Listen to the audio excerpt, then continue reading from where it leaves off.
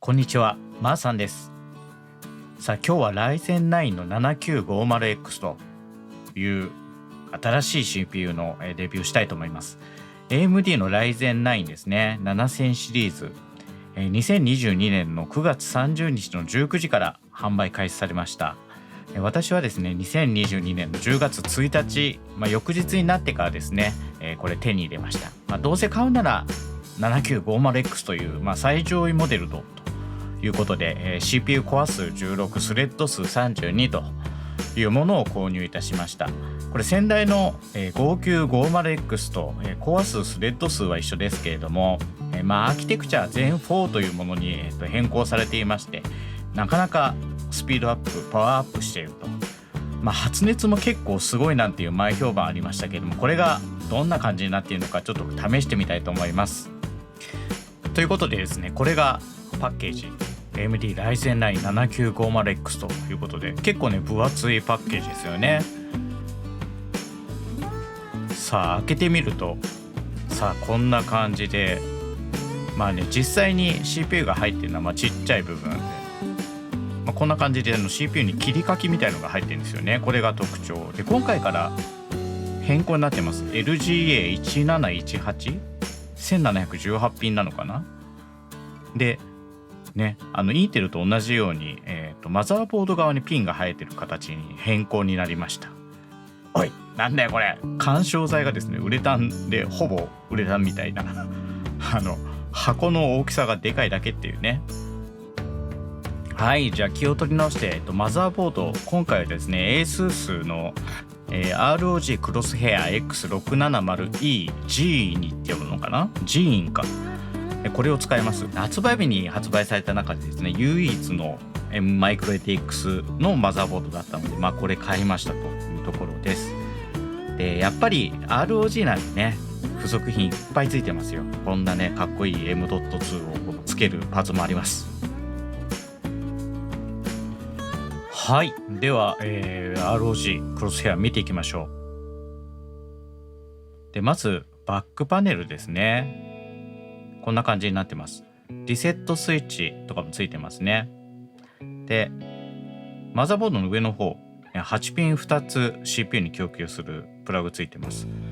で今回このジーンというモデル、メモリスロットがですね2つしかないんですよね。ここ残念っちゃ残念で、あと PCIe スロットですね。これ最近よくついてますけど、ボタンを押せばリリースできるっていう機能、これいいですよね。さあ今回の LGA1718 ということで、ちょっとなんか固めかなっていう気もするんですけど、はい、ちゃんとねマザーボード側にピン生えてますね。はい、では CPU つけていきますね。ゴミないかシュパシュパシュパして、さあつけていきますよね。面白い形の CPU です、ね。今回新しいタイプなのでちょっと向き注意ですね。で押さえるとパチンとカバーが飛んでいくと、いつも通りで、今回はですね DDR5 メモリーなのでトライデント Z5 使ってます。6000MHz のオーバークロックメモリーですね。これインテルの時に買ったんですけど、多分使えるでしょう。はい、ということで、2本挿します。いいですね。さあ今度はクーラーつけていきます。今回ちょっと発熱が結構ねあるということで、簡易水冷つけます。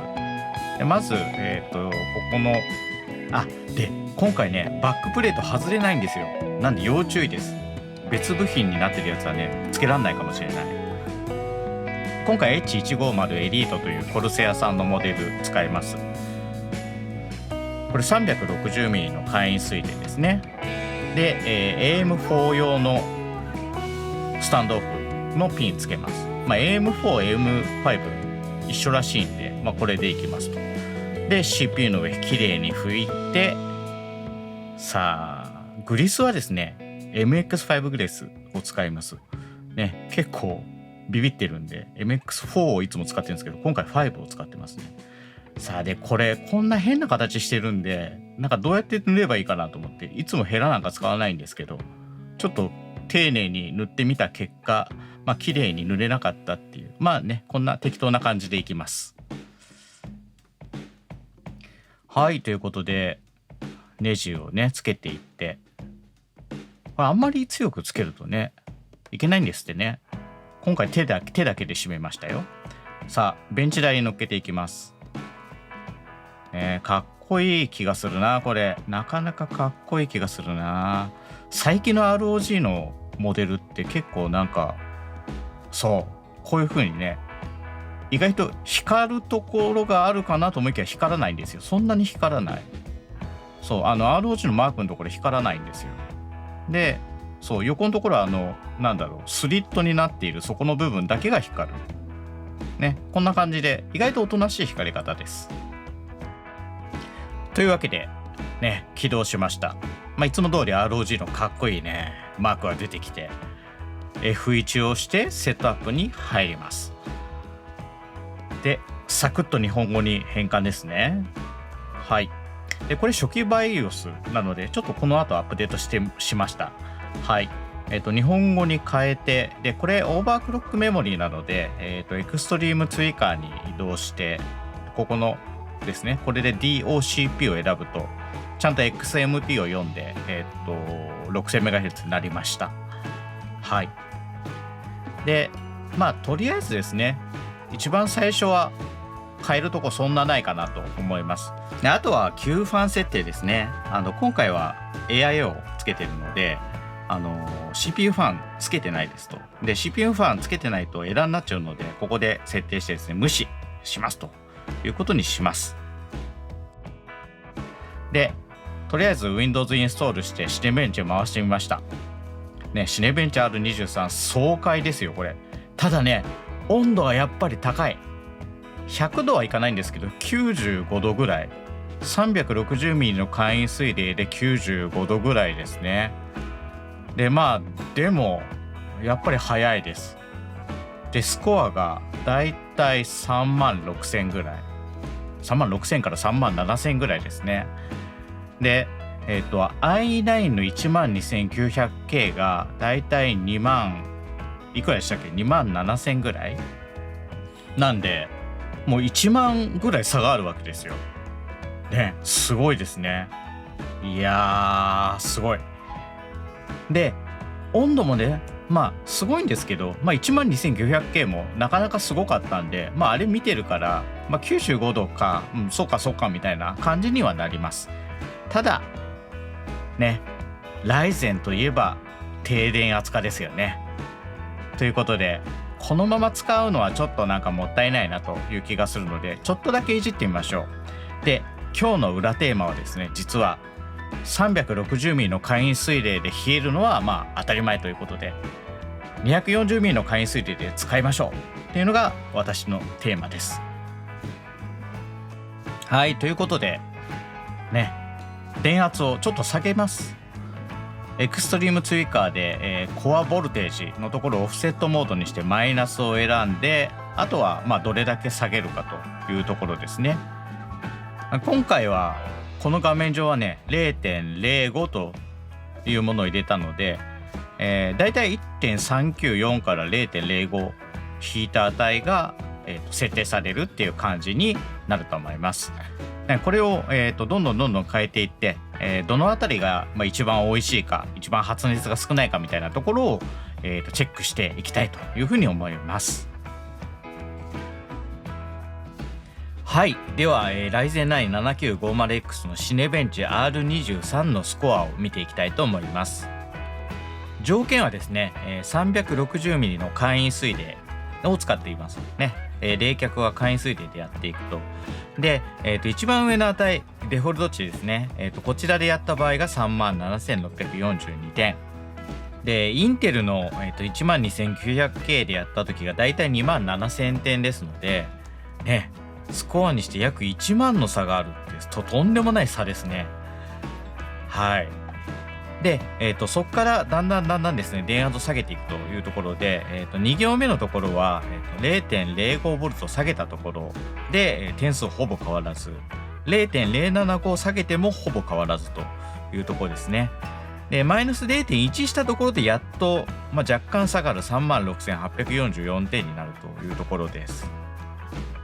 はい。で0.1 以上下げるとですね、だんだんスコアもリニアに減っていくみたいな感じですね。で、オフセット値マイナス 0.15 のところを見てみると、35,400 点まで下がるんですけど、これ何回か試した結果やっと出た数値で、結構不安定でした。で、さらにですね、それ以上下げると、フリーズが多発するという状態になります。なので、これ以上下げるとね、ちょっと使い物にならない感じかなっていうふうに思います。CPU の個体によっても結構差があるとは思いますが、狙い目はマイナス 0.135 ぐらいかなと思います。はい。はい。で、次ですね。気になるものといえば、その時の消費電力どのくらいだったかっていうところですね。なんで消費電力大事かっていうと、消費電力少なければ少ないほど、発熱量も下がりますので、ここ非常に重要ですというところです。で、これシネベンチを走らせている時の電力量なんですけれども、デフォルトで 230W で、電圧ちょっと下げたぐらいだとまだ全然変わんないですね。 235W ぐらい使っていると。で、マイナス 0.1下げたところでだいたい223になる。ここもあんまり変わんないですよね。で、さっき美味しいって言ったポイント 0.135V 下げると、212まで下がりますというところですね。なのでやっぱり0.135 下げると、結構下がると、電力消費量下がるということになります。じゃあその時の CPU 温度どんな感じかと。はい、これですね。見ての通り、シネベンチを走らせている時のデフォルトだと、360mm 会員水冷をもってしても 92.4 度ね、実際にさっきの動画だと95度ぐらい言ってましたけど、この時測ったら 92.4 度でしたと。で、やはりその消費電力が少なくなるに従って温度もどんどん下がっていきます。で、注目すべきオフセット値でマイナス 0.135 のところですね。ここまで来ると 360mm 会員水冷で 77.5 度まで下がります。なので、ここまで来たらですね、結構いい感じですよね。80度下回ってる。最初 92.4 度だったんですよね。で、15度近く下がってるんで、かなりいい線いってると思います。で、これが最後のチャートなんですけれども、はい、2つグラフがありますけれども、上の方がデフォルトの時のシネベンチのスコアと、それから CPU の大温度ですね。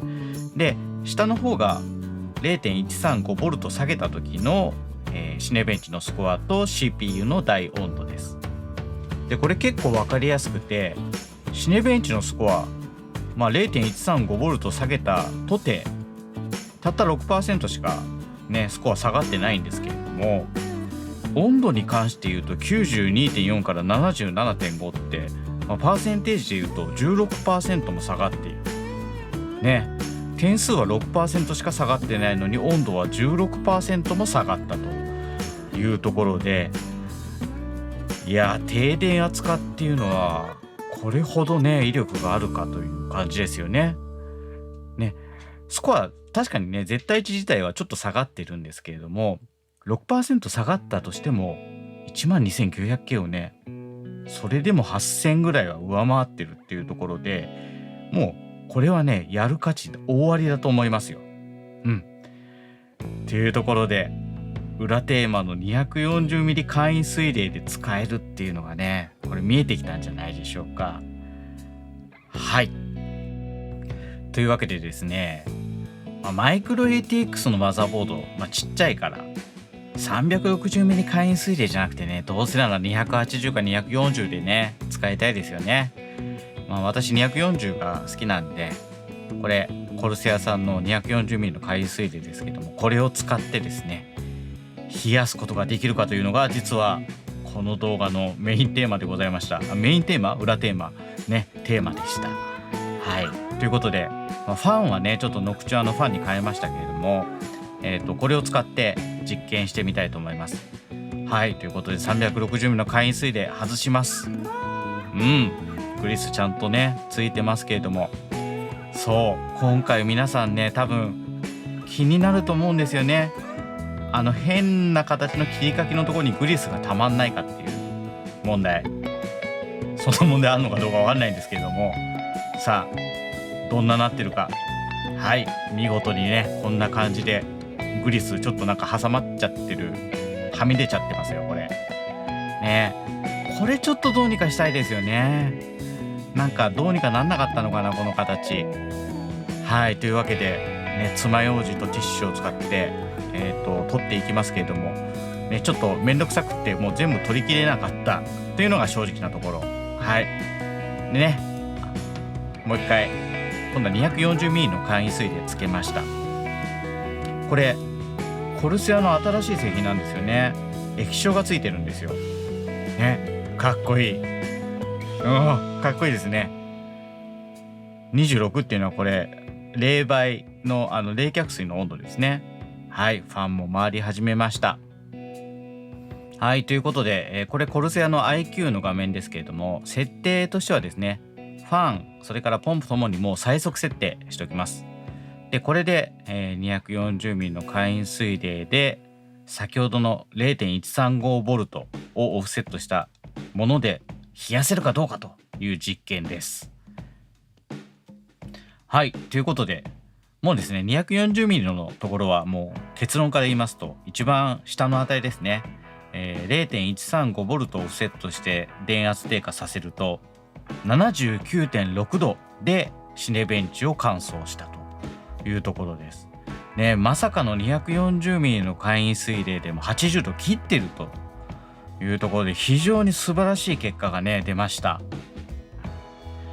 さすがにですねデフォルト値、電圧低下なしのバージョンでのテストはちょっと怖くてしなかったんですけれども、一番上の状態ですね、0.1V 下げただけだと 86.3 度で乾燥で、2番目ですね 0.125V 下げた状態だと 81.5 度まで下がりますというところで、結構ねやっぱり低電圧化すると、如実に温度も差が出るというところです。